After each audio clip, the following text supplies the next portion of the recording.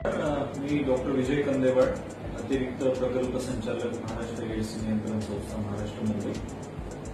मंडळी, आज आंतरराष्ट्रीय युवा दिनाच्या निमित्ताने महाराष्ट्रामध्ये मोठ्या प्रमाणात HIV आणि लैंगिक आजाराबाबत जनजागृती मोहिमेचं या ठिकाणी आज लॉन्चिंग करण्यात आलेलं आहे.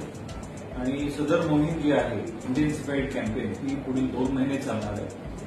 या मोहिमेचा जो मुख्य उद्देश आहे तो म्हणजे त्या ठिकाणी सर्वसामान्यांमध्ये HIV आणि लैंगिक आजाराबाबत जनजागृती करणे.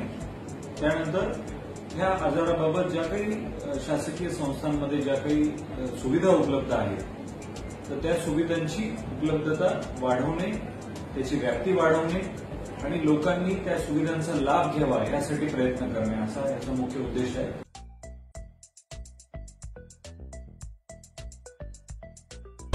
आपली सखी. सखीचे कानमंत्र. HIV एड्स विरुद्ध लढा महाराष्ट्राचा.